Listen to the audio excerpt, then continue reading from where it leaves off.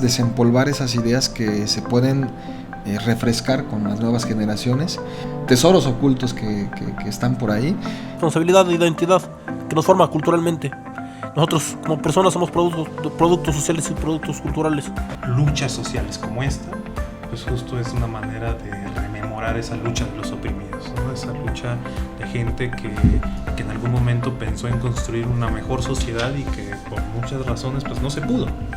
El oficio histórico, ¿no?, parte de esta cuestión de analizar el pasado para darle un significado al presente, ¿no?, viendo hacia la construcción de un mejor porvenir. Ver cómo las distintas ciencias se relacionan a la historia. Estos grandes relatos nacionalistas que alejan mucho a los estudiantes de la historia, se puede revertir cuando tú le enseñas al estudiante que la historia viva o una historia que se puede rastrear 500 años atrás, la tiene ahí, en su calle, en su barrio, en su pueblo. Y esa va a ser la manera de volver a generar identidad y volver a atrapar a la gente hacia las narrativas históricas. No hay otro camino que con la historia local.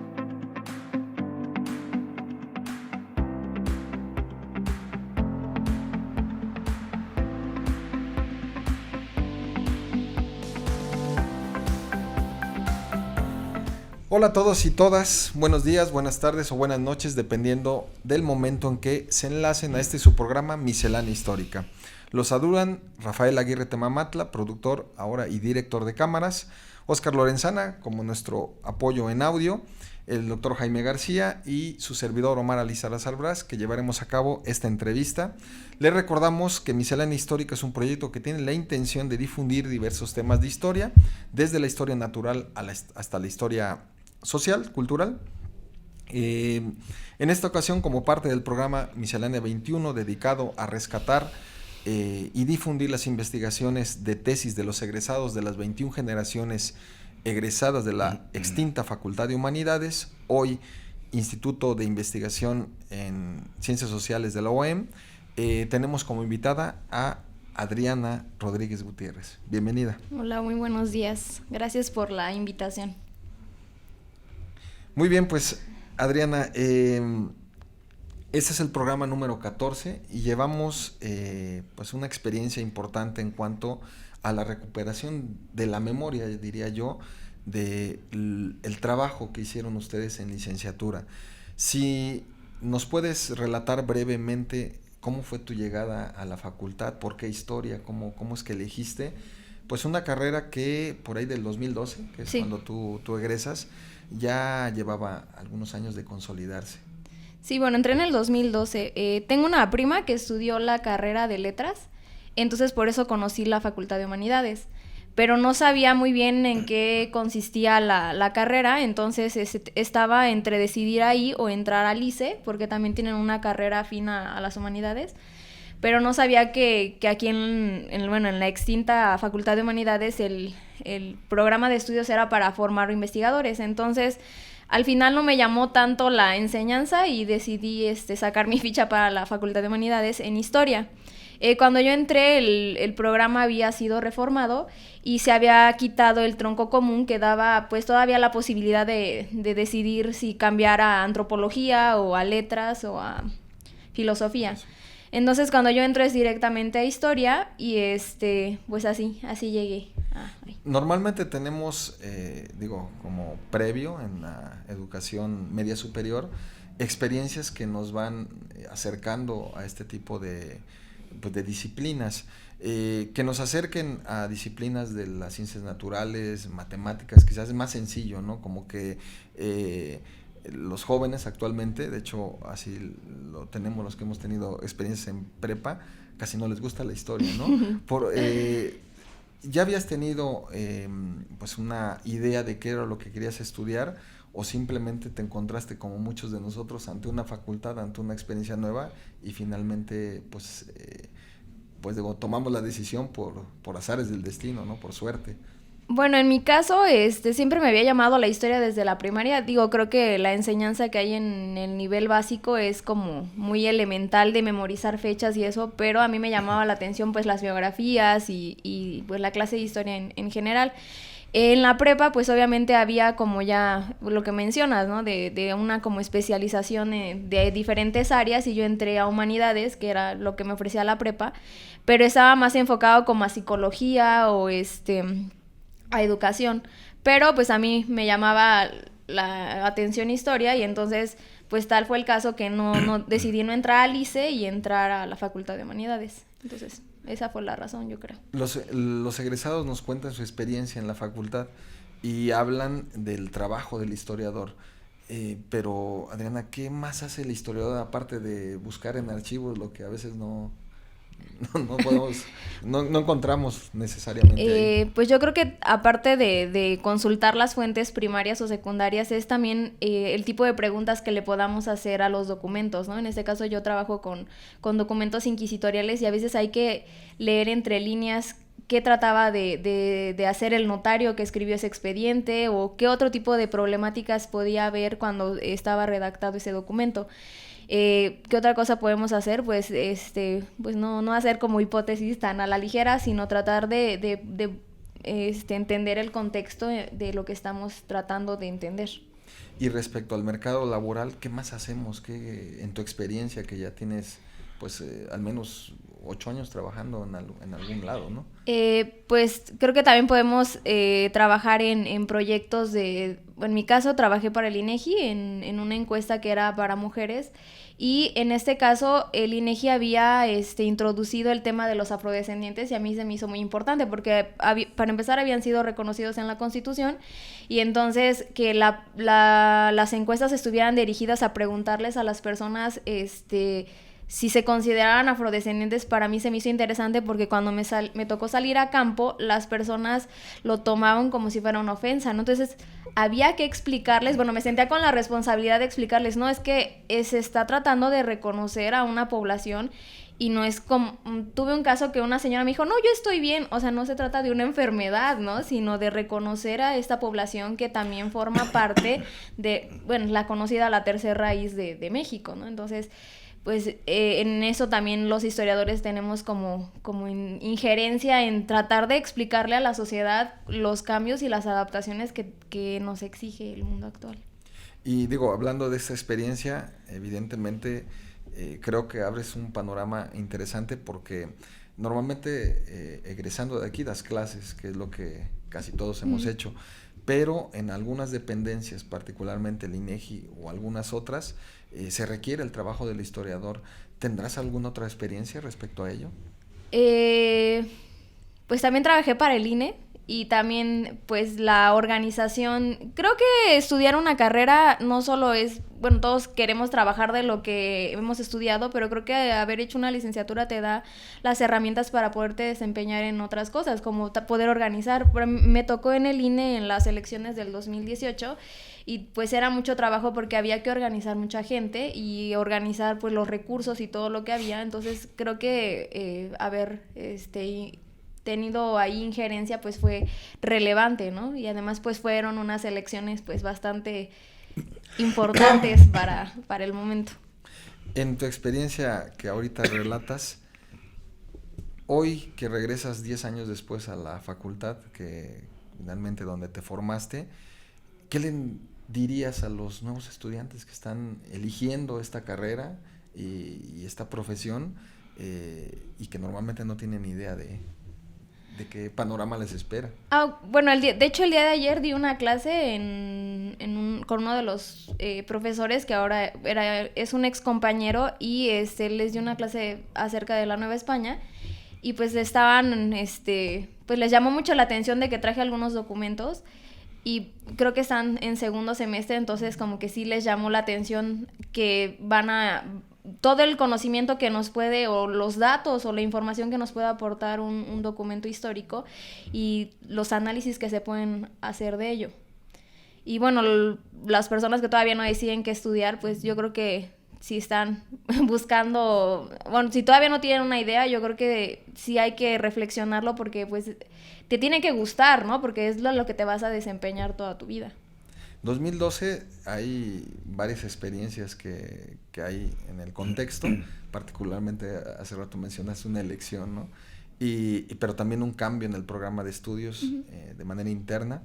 Si pudiéramos resumir esa generación que te tocó de 2012 como historiadores, ¿qué le están legando tú y tus compañeros a la misma profesión y al desarrollo de la historia de la memoria histórica en Morelos?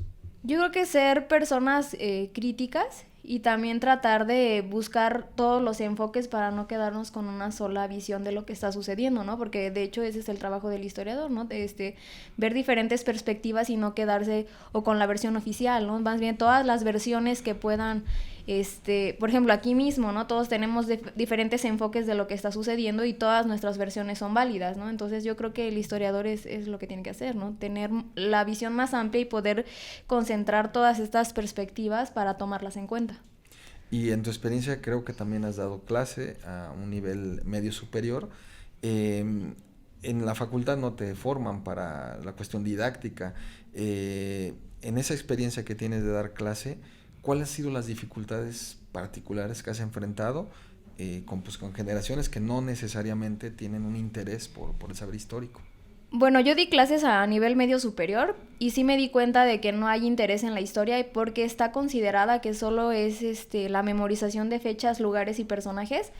Y obviamente también cuando yo salí de la secundaria, casi después hubo una reforma también en la educación y las horas de historia se redujeron considerablemente, ¿no? Entonces sí se ve un poco de apatía de los jóvenes de no querer saber porque creen que no hay... Yo les comentaba, se puede hacer historia hasta de los zapatos, ¿no? O de las zapatillas, ¿no? Por ejemplo. Y decían, no, pero ¿y eso para qué me va a servir, no? Es que todo lo que nos rodea tiene historia, ¿no? De hecho, todas las ciencias tienen historia. En algún momento tienes que ver el padre de esto, el origen de tal cosa, ¿no? Entonces, esa fue la primera dificultad, el desinterés. Y la segunda, sí, o sea, nosotros no nos forman como profesores, pero con ese nuevo programa en historia, cuando yo entré, sí incluía 2 o 3 materias en educación. De hecho, en una materia nos pidieron que hiciéramos como un trabajo de campo y de ir a pedir permiso a una escuela para estar como observadores y dar como una clase muestra. No es una experiencia como tal para dar clases, pero pues fue un pequeño acercamiento y pues con la práctica obviamente vas viendo qué puedes implementar para mejorar tus clases, ¿no? Aunque sí, no estamos formados para ser profesores, pero pues sí, podemos aportar algo a la educación. Muy bien, Adriana. Adelante, por favor. Vale la pena hacer un comentario sobre el programa de estudios, porque en realidad siguió siendo humanístico.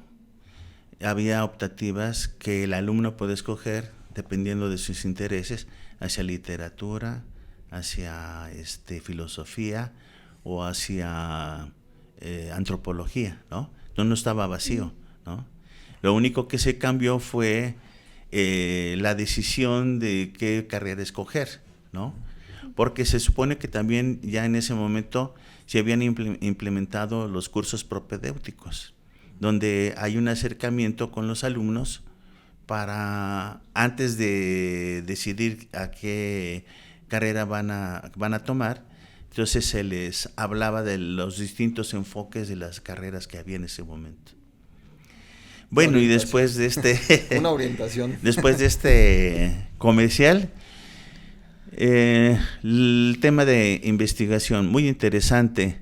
Mujeres, mulatas y hechiceras, la transgresión étnico-cultural durante el siglo XVII y XVIII en la Nueva España. ¿Por qué? Bueno, con otro comercial del programa de estudios, se implementaron algunas otras materias y en una de esas yo tomé metodología de la historia social. En esa ocasión la impartió el doctor Carlos Barreto. Entonces, nos pidió que de trabajo final buscáramos un documento y que en el transcurso de ese curso vimos que pues un documento no era solo pues ver qué institución lo había originado, ni cuál era la intención, sino leer como entre líneas la problemática. De hecho, tuvimos documento sobre alguna detención de Emiliano Zapata y algunos otros archivos, y entonces el trabajo final era sobre eso, buscar un archivo de cualquier periodicidad que nosotros escogiéramos y como desmenuzar el documento. Entonces yo me metí al portal de archivos españoles y encontré un archivo, un documento, un auto de fe de la Inquisición en México sobre una mujer llamada Mariana de la Candelaria. Y lo que me llamó la atención es que, pues como en todos los documentos inquisitoriales, en la portada hablaba de qué se trataba el expediente, y era un proceso de fe contra una mujer mulata de más de 50 años que era acusada de bruja. Entonces me llamó mucho la atención, y como yo ya había llevado la clase de paleografía, pues empecé a paleografiar el documento, y fue muy interesante porque fue desde la portada hasta la sentencia que lo tuve que leer. Y pues fue parte también de uno de los documentos que integré en la tesis. Entonces me empezó a llamar la atención el tema de los afrodescendientes, y pues lo elegí como tema de tesis al final. ¿Cuáles eran las condiciones de las mujeres en el periodo novohispano? Bueno, creo que hay que hacer una puntuación en que había un ideal femenino que involucraba a las mujeres de las clases altas, ¿no? Que era la honorabilidad, la castidad, la obediencia, y obviamente porque estaban encaminadas a que las mujeres se tenían que desempeñar como esposas y después como madres, ¿no? Entonces se les educaba para ello. Entonces esto no incluía a las mujeres mulatas, porque eran mujeres que con una sexualidad muy desenvuelta, pues eran personas que venían de la ilegitimidad, ¿no? El fruto de la ilegitimidad, y no había un proyecto educativo para ellas. Se dedicaban a trabajar, cosa que no era bien vista para las mujeres de la época, porque trabajar pues era salir a la calle, otra condición, ¿no? La condición de las mujeres era estar en el espacio privado. Y pues las mujeres mulatas andaban mucho en la calle, ¿no? Y estaban también el tipo de trabajos que desempeñaban, que era vender cacao, vender animales destazados, este tipo de herramientas punzocortantes que podían tener, las hacía pues tener como una mala reputación. Entonces esa es como a grandes rasgos ¿cómo decir? El entorno de las mujeres mulatas. Pero esta visión de la mujer también es muy limitada, porque en realidad las mujeres, incluso de la sociedad alta española, las mujeres del norte son de armas tomar, ¿no? No estamos hablando de que sean mujeres recatadas, sí. Que son mujeres que toman armas para pelear contra los grupos indígenas en el norte, ¿no? Sí, por eso mencionaba que era un ideal, y porque también hay archivos de mujeres que llevaban sus propias herencias, o sea, no buscaban el matrimonio como un fin y llegaban a administrar sus propios negocios, ¿no? Entonces era solo el ideal que se buscaba, pero hubo muchas mujeres que no precisamente lo siguieron.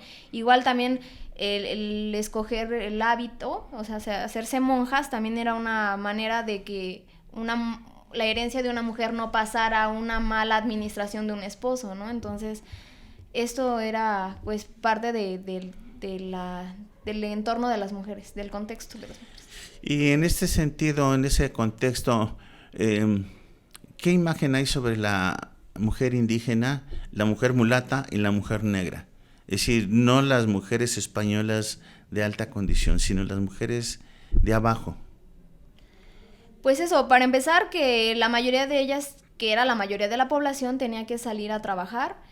A las mujeres mulatas y negras se les tienen un concepto de personas violentas, no solo a las mujeres, sino también a los hombres, porque también ya había habido cimarronaje y ese tipo de levantamientos de población en contra de los malos tratos que tenían, y pues eso, eran considerados personas moralmente baja, con malos comportamientos, violentos. Eso en general para los afrodescendientes. Y para los indígenas y las demás castas, pues obviamente también tiene que ver el trabajo que tenían que desempeñar, pero no había esta mala imagen que creo que la publicidad que se les hacía a los afrodescendientes era como de boca en boca, ¿no? De tratar de ver que había que tenerles mucho recato. Por ejemplo, los hombres mulatos o afrodescendientes se destacaban en las haciendas como capataces por su carácter, ¿no? Por ejemplo.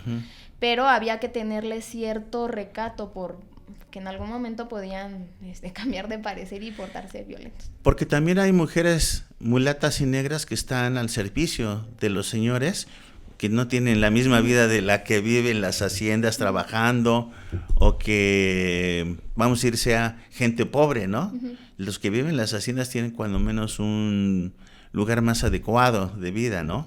Sí, en las ciudades, pues el hecho de tener un esclavo, pues es una manera de un estatus social, y hay pinturas donde está una mujer española ataviada con sus joyas y dice mujer española con su negra. Uh-huh. Y la negra igual está llena de joyas y perlas, cuando hay legislaciones donde se les prohibía a las negras usar perlas, ¿no? Pero obviamente pues era la esclava de la señora, y obviamente tenía que estar igual que ella, porque también es un signo de estatus tener a la esclava bien vestida. Entonces esto lleva a ver otra visión de la esclavitud. No es la esclavitud portuguesa, ni es el tipo de esclavitud norteamericana que nos han planteado, ¿no? Al parecer el sistema de esclavitud en el mundo español es diferente, tienen otro estatus. Sí, pues creo que como en todo, puede haber reglas, pero siempre hay excepciones a ellas, y entonces pues eso tiene que ver con cómo trataban a los negros, porque obviamente tener un esclavo no es como un objeto que tienes sentado, obviamente lo tienes que alimentar, lo tienes que tener bien vestido, porque también es parte de la imagen que podrías proyectar. Y además tienen un alto costo. Claro. ¿No? Más o menos.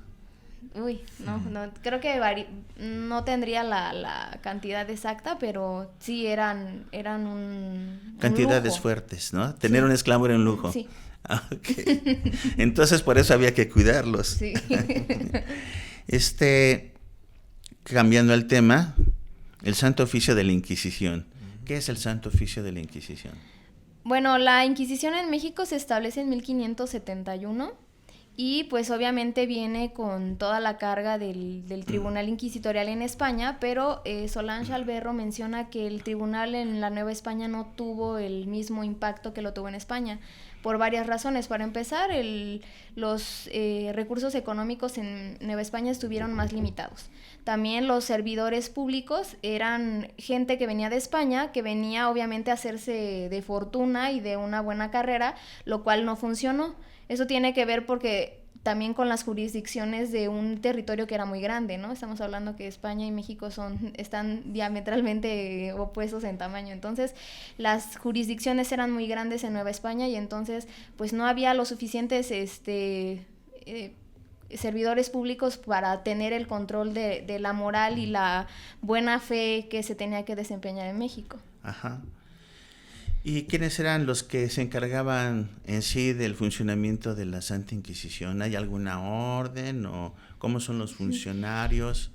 Los franciscanos y los dominicos fueron los que primordialmente se destacaron en estas actividades. De hecho, antes de 1571, estas órdenes se encargaron de hacer pues parte de los trabajos de los inquisidores, y posteriormente pues siguieron con estos mismos desempeñando estas mismas actividades. De hecho, hay en uno de los documentos que trabajé en mi tesis, hay un fraile que, sin que él haya llegado la denuncia al Santo Oficio, él hace solito las diligencias y la toma de interrogatorios, pero después al final el tribunal decide que su denuncia solo va a quedar en denuncia, y pues todos tus testimonios, quedan archivados, entonces no son tomados en cuenta, pero él se toma las atribuciones de desempeñar el papel de inquisidor.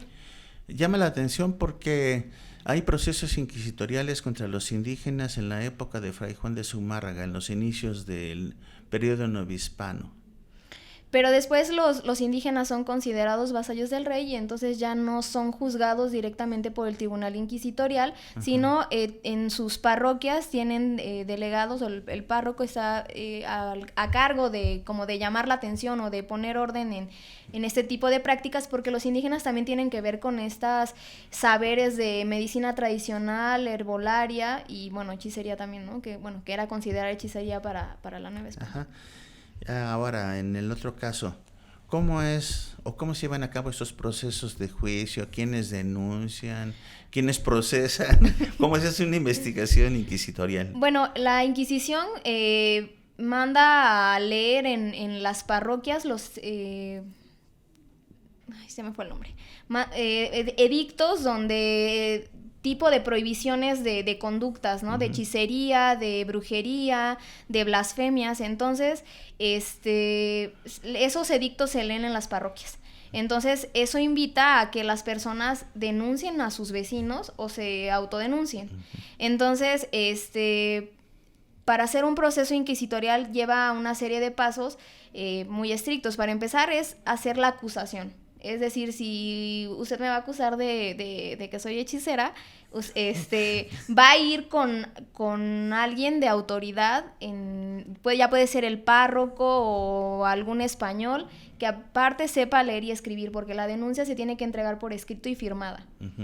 Entonces, después de eso se admite la denuncia, y los inquisidores hacían una votación si esto procedía o no, porque obviamente hacer una investigación y mandar un notario y un inquisidor generaba recursos económicos, entonces había que hacer una valoración si en verdad procedía el caso. Después de ello se hacían las diligencias, que era ir a tomar los testimonios, ir a detener al reo, y obviamente lo que se pretende con esto es que el acusado acepte su crimen, ¿no? Que está infringiendo la ley. Entonces se hacen las diligencias, se toma los testigos, muchas veces es apresado el reo, y si llegara a proceder el caso, se le encierra en las cárceles secretas de la Inquisición a esperar su sentencia. En esta cuestión, los delitos de brujería y hechicería, ¿cómo se definen? ¿O cómo los definían más bien los inquisidores? Sí, hay una diferencia entre brujería y hechicería. La hechicería es el uso de plantas medicinales, o sea, cosas que se puedan ver, o sea, con lo que haya objetos. O sea, que si hizo un muñequito de trapo, bueno, esa es una prueba del delito. Que tenga preparados con peyote y con otras hierbas o con cabello. De hecho, hasta se usan fluidos corporales como la sangre menstrual, el sudor, la orina. Esos eran elementos claves para poder juzgar a alguien directamente. La brujería era un poco más difícil de comprobar, porque esto era aceptar que la persona había hecho el pacto con el diablo, ¿no? Y que podía convertirse en otro animal, que podía volar, es decir, que tenía poderes sobrenaturales.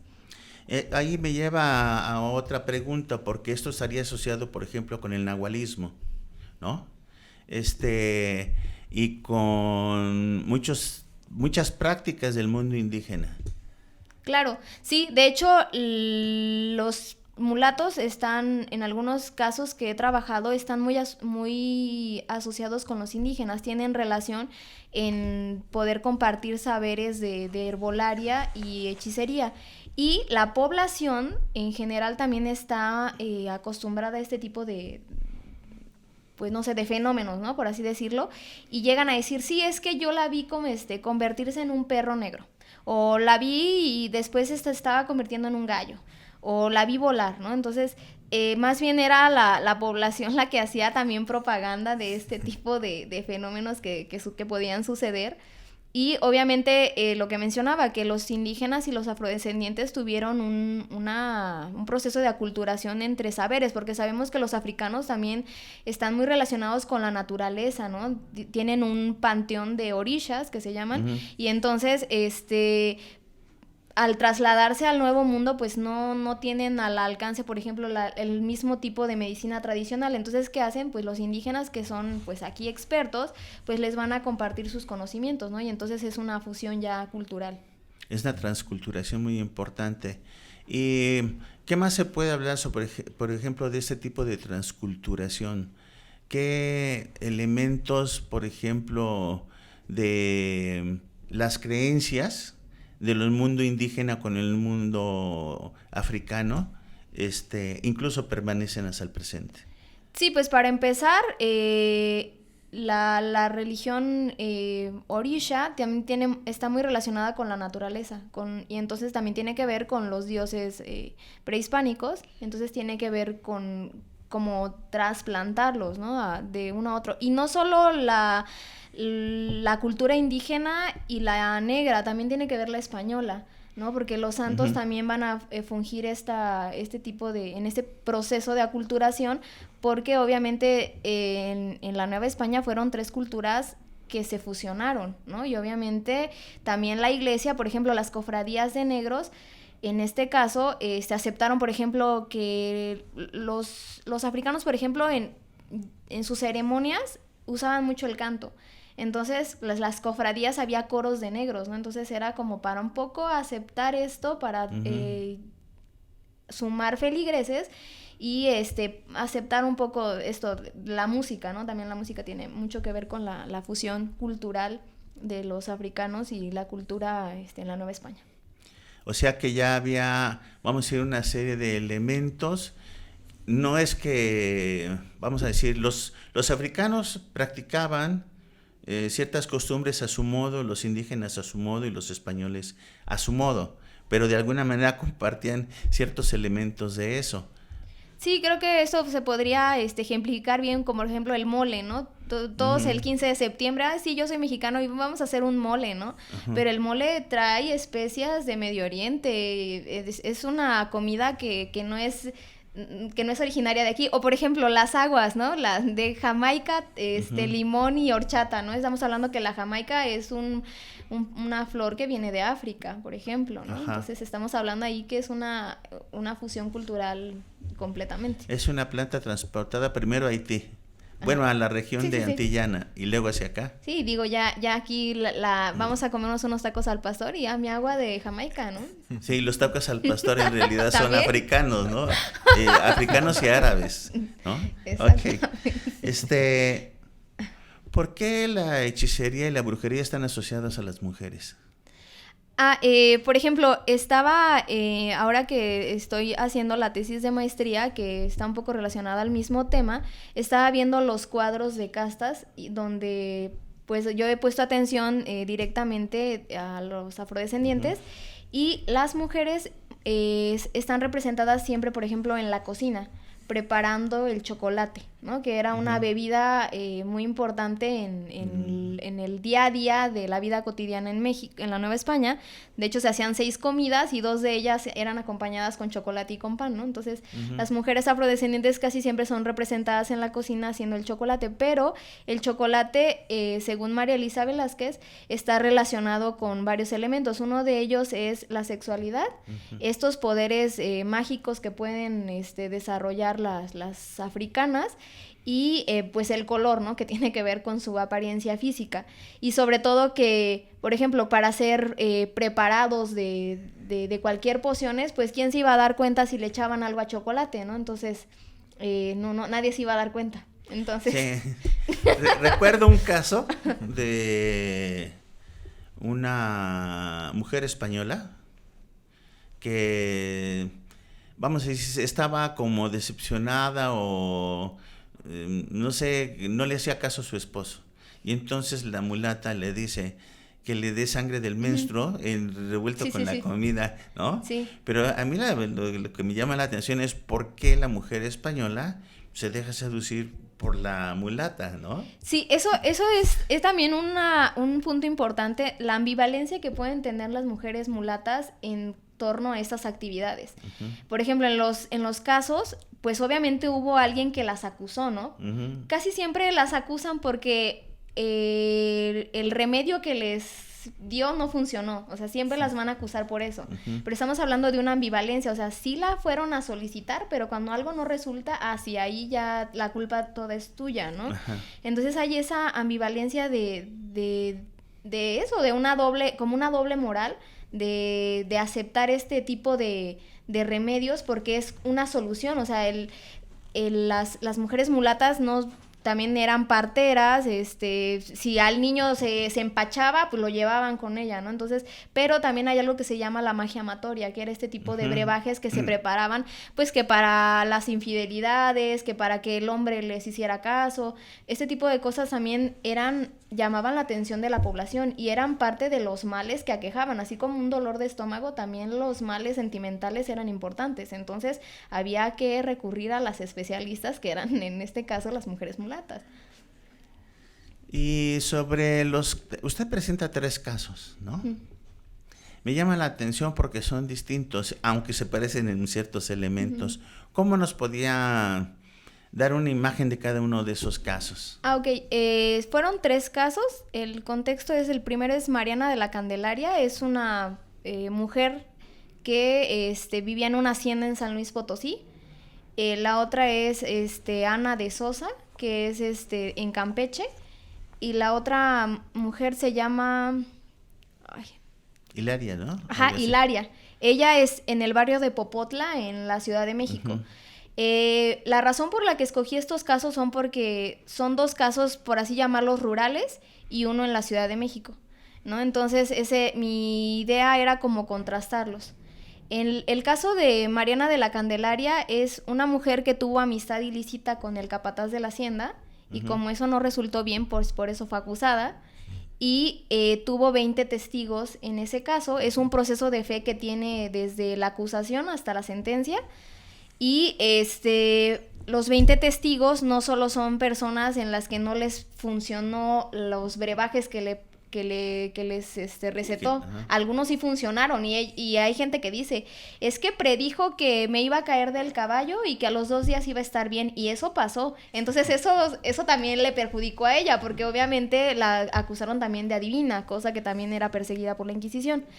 Entonces, esta mujer, su proceso dura de 1700 a 1768, y su pena fue 200 azotes. Obviamente fue exhibida en Santo Domingo, en el atrio de Santo Domingo, y fue alejada de donde había cometido sus crímenes por un lapso de 10 años, y aparte fue recluida para servir en el Servicio de las Locas, que supongo que es una institución para mujeres con padecimientos mentales. Y el caso de Hilaria, que es de la Ciudad de México, es una acusación solamente, no, solo quedó en la denuncia, no procede. Ella trabaja con una mujer española, lleva el servicio doméstico por 9 meses, pero la española dice que Hilaria usa una hierba para atraer a los hombres, y que los hombres llegan a su puerta, y entonces ella los deja pasar. Entonces más bien la española está enojada porque está metiendo pues gente desconocida a su casa. El caso de que esta denuncia no procediera, en primer lugar, es porque la española no sabe leer ni escribir. Al final el documento dice, el inquisidor firma que da fe del testimonio, y entonces pues los inquisidores han de haber dicho, esto es un chisme de aquí de vecinos, y entonces no tiene caso que vayamos a investigar. Y el caso de Ana de Sosa A ver, hay una cosa que es interesante en ese punto, porque está la mala fama de la Inquisición. Si caíste en la Inquisición, ya sí. te fue muy mal, ¿no? Entonces es interesante porque no todos los casos se siguen. No, creo que por eso también en mi tesis de licenciatura era eso, demostrar que muchas de estos procesos eran más bien problemáticas sociales, ¿no? Y entonces la Inquisición no iba a gastar recursos económicos, sobre todo, en este tipo de problemáticas que no eran reales. Además, pues obviamente la hechicería empezó a perder importancia frente a otros delitos como los libros prohibidos, ¿no? Entonces, este tipo de problemáticas decía, pues es que se pelearon entre ellas, ¿no? Entonces, no le des importancia, y más que es en la Ciudad de México, ¿no? En la Ciudad de México, pues ya sabían que había este tipo de conflictos, y entonces, ¿para qué prestarles atención? Y sí, o sea, caer en la Inquisición también es parte de que la Inquisición fue un medio para encauzar este tipo de problemáticas sociales. Qué peor que hacerte pagar con que el Santo Oficio te persiga, ¿no? Pero pues obviamente los inquisidores también iban a hacer su propia evaluación del caso. Sí, porque podían decir cualquier cosa, ocurrencia de una persona, y entonces alguien le escuchó, y van y lo acusan por esa ocurrencia, y la persona no sabe nada. Y obviamente el tribunal va a admitir estas denuncias porque también eso le da legitimidad como institución. No va a decir, no, tú estás diciendo mentiras, no. Entonces sí acepta las denuncias porque sabe que son la hechicería y la herbolaria y la brujería son parte de la cotidianidad de la gente, las va a admitir, pero obviamente va a hacer su evaluación interna para ver si esto procede o no. Lo que quiere decir que en la evaluación definen lo que es medicina y lo que es práctica medicinal, y lo que serían creencias, ¿no? Sí, la superstición, que obviamente lo que mencionábamos anteriormente, ¿no? Si van en busca de la mulata para un brebaje de magia amatoria, es por eso, porque la gente es supersticiosa y cree en ello. Ajá. Eso también es muy interesante porque la gente ha sido supersticiosa siempre, ¿no? Sí. Frente a una idea que nos venden de que en el mundo neohispano todo era persinado y toda la cosa, ¿no? Cuando en realidad sí, eran muy supersticiosos. Sí. Y bueno, el último caso, que es de Ana de Sosa, que es un caso de Campeche, es lo que mencionaba yo muy al principio, que era un fraile que se tomó las atribuciones de llevar a cabo las diligencias, porque Ana de Sosa era una mujer mulata que fue admitida en una casa porque no tenía dónde vivir, con una mujer adulta mayor, pero la mujer se empieza a quejar de que Ana de Sosa habla con un pajarito que le llaman monzón, y entonces ella dice, es que está hablando con el diablo, ¿no? Y además la mulata, como sí ejerce violencia sobre esta mujer, le empieza a decir, yo le voy a hablar al diablo, y o sea, como amenazarla, ¿no? Entonces la mujer pues se asusta, ¿no? ¿Y qué hace? Pues le empieza a contar a sus familiares sobre lo que le está haciendo esta mujer, y se va a confesar, que esa es también una de las prácticas muy comunes de las mujeres novohispanas, irse a confesar.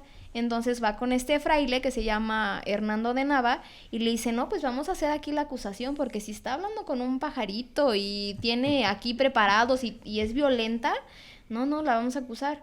Entonces este fraile pues toma los testimonios de los familiares, pero es lo mismo que ha dicho la mujer, y entonces solo se queda en denuncia. Pero estamos hablando de elementos que en común tienen cosas parecidas, ¿no? O sea, son problemáticas sociales. En algún momento se habla de la violencia de las mujeres mulatas, que son muy proclives a eso, a ser violentas, y que usan brebajes, ¿no? Las tres.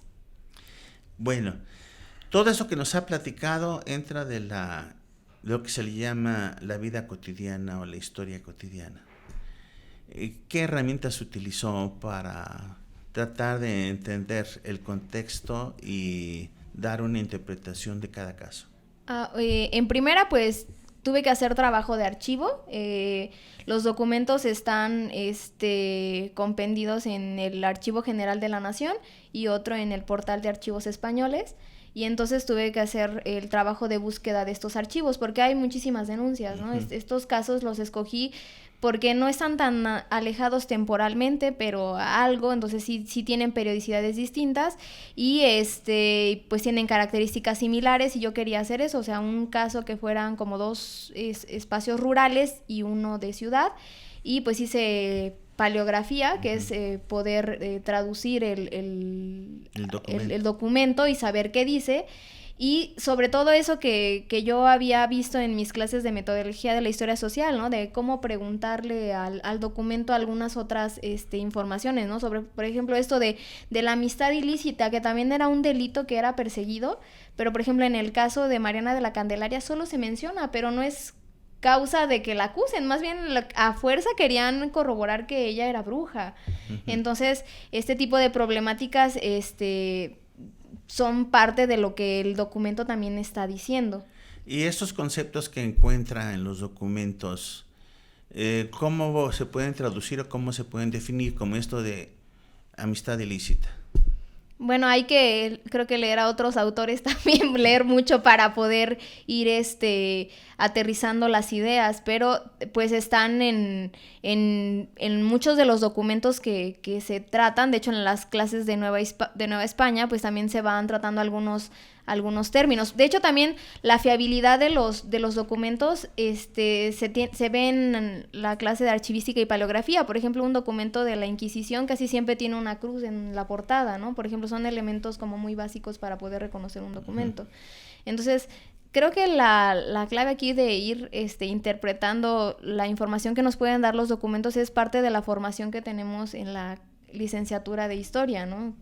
Creo que se lo debo a mis profesores el haber podido sacar la información a los documentos y finalmente terminar la tesis.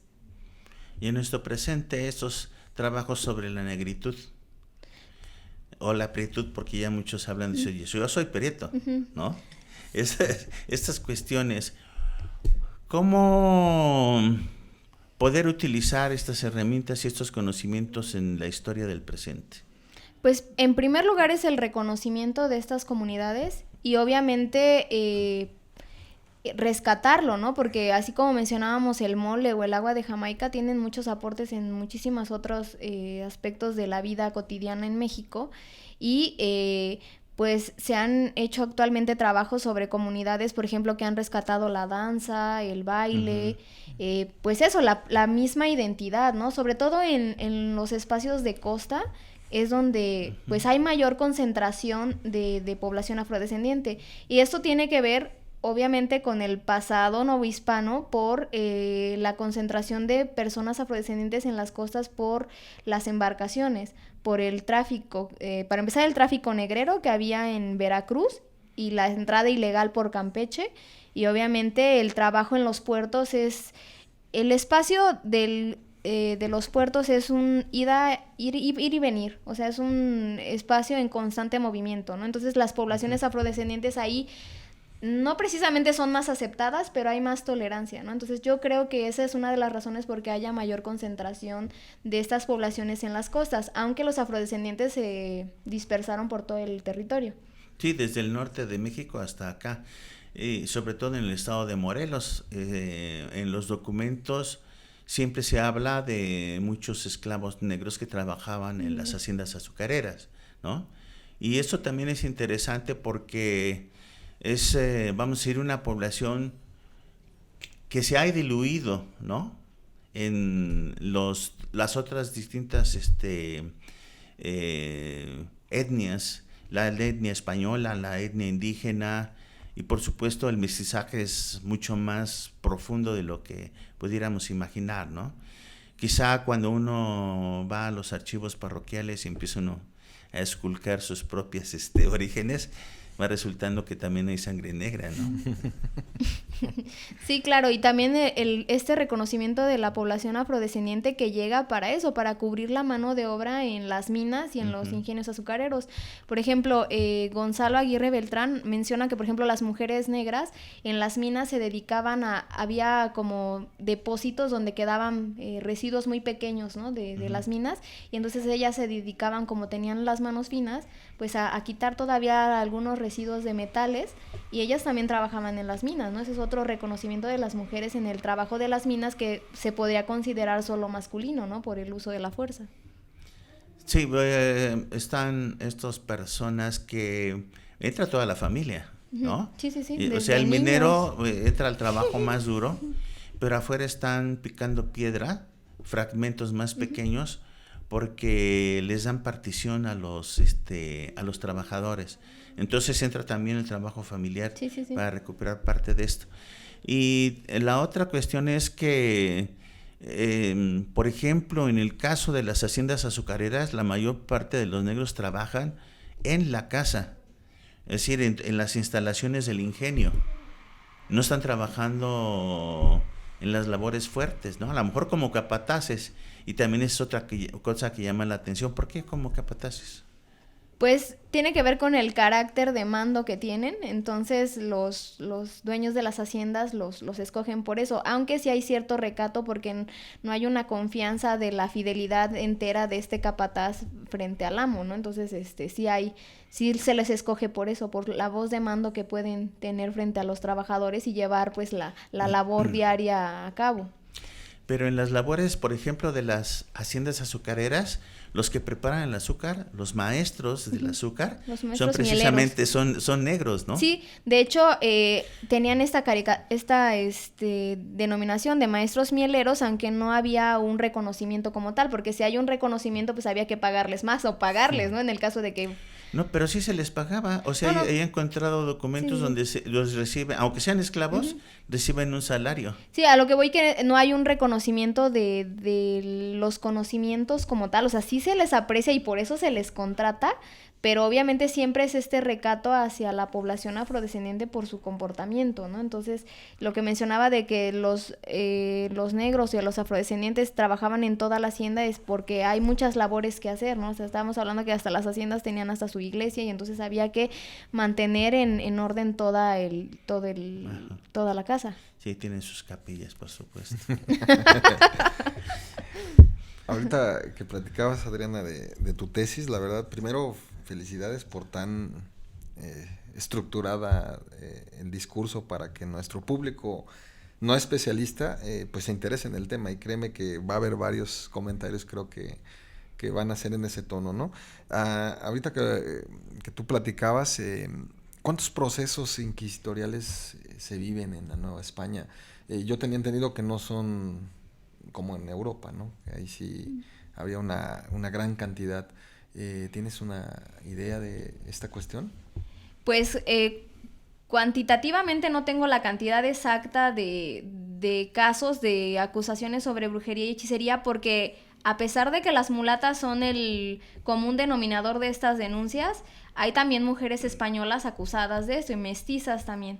Pero sí hay un gran porcentaje de denuncias contra las mujeres afrodescendientes, porque eso también es una manera, lo que yo mencionaba, que a pesar de que el proceso no continuaba, el hecho de admitir una denuncia era también decir que la institución estaba poniendo atención en las prácticas que seguía teniendo la sociedad, ¿no? Entonces, pues en este caso no llegaban a seguir, porque decían, no, pues es que también tienen problemas. Pues sí, a lo mejor sí está haciendo sus preparados, pero pues tenemos otros quehaceres en que ocuparnos. Pero también es mostrarle a la sociedad esta mala propaganda que hay sobre la población afrodescendiente, ¿no? Y entonces, qué mejor que recibir las denuncias es también un modo de fuga de recibir todas estas acusaciones, pero pues detenerlas, porque no, en realidad no tienen como que ningún fundamento. Digo, te lo pregunto porque pasando al mundo actual, pues qué tan cerca está la hechicería. Digo, de repente tenemos hasta publicidad en la radio con todo bombo y platillo, y digo, si es tan presente y tan cotidiano, pues prácticamente todos podríamos ser acusados en esa época de adivinación o lo que fuera, Pues ¿no? sí, de hecho, tan actual está que, por ejemplo, la santería de Cuba está muy presente. Ya ha llegado a contextos como Estados Unidos, ¿no? Donde hay una fuerte población cubana. Y, por ejemplo, está, en mi tesis también menciono a Marie Laveau. Marie Laveau es como la madre del vudú en Estados Unidos, en Luisiana. Y lejos de que fuera efectivo o no sus preparados, lo que hizo esta mujer fue una conexión de información, porque a ella la consultaban desde sus vecinos hasta las altas esferas sociales, y ella se hizo de redes de información, ¿no? Más de que le fuera a servir el brebaje que daba, era eso, una red de información, ¿no? Y cómo esta mujer, que era mulata, tuvo tanto poder. De hecho, su tumba todavía es visitada en el Panteón de Luisiana y tiene pues adornos, ¿no? Y se cree que reencarnó en otra persona, y esto continúa, ¿no? Es una cosa muy relevante, no ha perdido vigencia. Muy bien, hacía, digo, un poco de publicidad. Hay una película que se llama El Santo Oficio, una película que trae una historia de judíos. Y precisamente la recomendamos para el público que no es especialista, porque todo lo que nos narró hoy Adriana es efectivamente cómo la película lo lleva al tanto, quiénes son acusados de hechicería, por qué se diferenciaban, porque algunos de ellos no eran castigados, quizás eran el castigo mayor que podía haber, quizás, digo, salvo que tú me lo desmientas, era hacer visible que había una acusación contra alguien, ¿no? Eso prácticamente lo quemaba, ¿no? Ante la sociedad. Sí, esa es una gran diferencia que hay entre la Inquisición en Europa y en Nueva España. Es que en Nueva España los castigos casi siempre iban a la exhibición en el atrio de Santo Domingo, y los azotes, y obviamente desterrarlo, o en caso de que fuera el caso, porque la Inquisición no solo perseguía brujería y hechicería, también quitar los bienes a la persona, ¿no? Incautárselos. Entonces, pues sí, tiene que ver con esta gran diferencia que hay entre la Inquisición en Europa y la Inquisición en Nueva España, ¿no? Los castigos eran diferentes. Además, la Inquisición en Europa se convierte en un brazo político, ¿no? Hay movimientos sociales muy fuertes desde la creación de la Inquisición, que no es una institución en sí, es realmente una facultad que se les da a los obispos para hacer investigaciones. Es decir, nosotros los historiadores en realidad somos inquisidores. Vamos y preguntamos, hacemos investigaciones. Y ¿no? aparte lo dejamos por escrito. Exactamente. Esa es la parte interesante. Y en Europa, cuando uno ve no solamente los aparatos de tortura, sino los procesos, pues son muy sangrientos, ¿no? Son miles de gentes ejecutadas por la Inquisición, cuando aquí solamente hubo, vamos a decir, 3 o 4, no recuerdo el nombre que se le da a esos procesos en conjunto, en los que hay ejecutados, ¿no? Y es mucho menor. En el caso, el que mencionas del Santo Oficio, de la familia Carvajal, es uno de esos casos, ¿no? De ejecuciones de estas personas que fueron quemadas en la hoguera. Exactamente. Y otra de las cosas que hay de la Inquisición es que los funcionarios públicos a veces no llevaban a cabo, pues eso, sus funciones. Podían dejar a los reos encarcelados y a veces las personas morían ahí porque pues se ocupaban de otras cosas, ¿no? O había como actualmente en las cárceles, ¿no? Privilegios, ¿no? Si hay casos de mujeres españolas que les quieren llevar de comer a sus maridos y el inquisidor deja pasar la comida, ¿no? Entonces, estamos hablando que no es el mismo rigor que había en la Inquisición. No, y además, toda esa visión errónea que se tiene también de la Inquisición, ¿no? Hay una historia muy interesante de una mujer francesa que viene con la virreina y son atacados los barcos por los piratas. A la virreina la liberan, pero a la moza, que era su costurera, la rapta un pirata, ¿no? Y es una jovencita de 15, 16 años.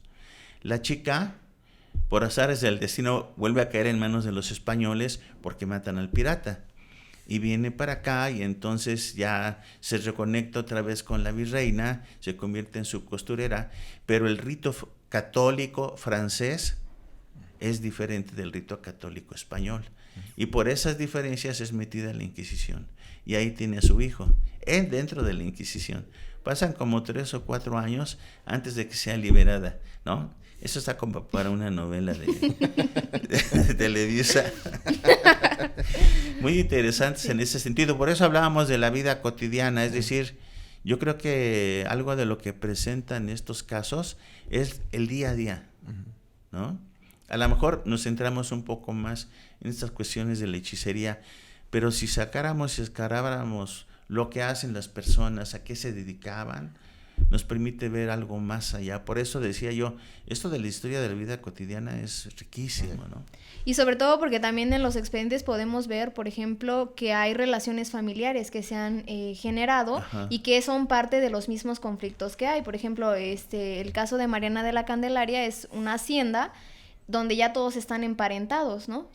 Ya no se casaron porque viven en Amaciato, pero ya son cuñadas y entonces más bien tienen riñas personales que desencadenan en este caso. Envidias familiares, ¿no? Esa es la otra parte que a lo mejor no vemos y que tendría que compararse con la historia que se puede sacar de los archivos parroquiales, ¿no? Las continuas migraciones a las haciendas, tanto de indígenas como de negros, como de españoles, y el mestizaje que se realiza ahí, ¿no? Sí, sobre todo también que en las haciendas había personal que trabajaba todo el año y había otro que contrataban por temporada según lo que hiciera la hacienda, ¿no? Según el cultivo de la hacienda. Entonces esto también generaba la migración de mulatos libres que buscaban pues otras fuentes de ingreso, ¿no? Y que a veces se llegaban a encontrar pareja en alguna de estas haciendas y se veía, ¿no? La posibilidad de quedarse o de emigrar con la nueva familia. Es un punto interesante. Los negros y las mulatas libres. Sí, en algún momento contribuyeron a que la mano de obra se malabaratara, porque entonces ellos no tenían trabajos fijos, ¿no? Se la pasaban migrando. Por eso eso también trataba de demostrar con la tesis, ¿no? Que no solo los negros o los afrodescendientes están concentrados en las costas, se diluyeron en todo el territorio en búsqueda de mejores oportunidades, ¿no? Uh-huh. Y porque eso, el que sean libres también tuvo malas consecuencias, porque si bien al esclavo le daban techo y comida y la oportunidad de casarse, bueno, el mulato libre tenía que buscar sus propias condiciones, ¿no? Uh-huh. Y otro de los mulatos libres también se obtenía la libertad por el cimarronaje, ¿no? Los esclavos que huían y hacían sus palenques, uh-huh, y llegaban a crear conflictos porque se dedicaban al bandidaje, ¿no? Y entonces ya creaban otro tipo de problemas, ¿no? Por eso San Lorenzo de los Negros es uno de los pueblos que fueron aceptados por el virreinato, porque pues obviamente estaban generando problemas, ¿no? Yanga, que era el líder, que era un cimarrón, estaba creando problemas porque asaltaban las mercancías que venían de Veracruz. Pues es muy interesante toda esta historia que creó usted a través de las informaciones inquisitoriales. ¿Qué tan difícil es transcribir un documento? Mucho. Bueno, es complicado porque los documentos a veces vienen maltratados. Ahora, por ejemplo, el Archivo General de la Nación digitalizó los documentos, ya no te los pueden prestar. Y a veces la digitalización también no es tan buena, ¿no? Se ve la sombra de lo que hay del otro lado, y entonces también la caligrafía es un poco difícil de leerla, porque estamos hablando de que no eran documentos hechos a máquina, ¿no? Ni con la imprenta, uh-huh, son documentos hechos a mano, y obviamente los notarios cobraban por hoja, entonces estamos hablando de que las letras pueden estar, hay diferente tipo de letra, ¿no? También están clasificadas.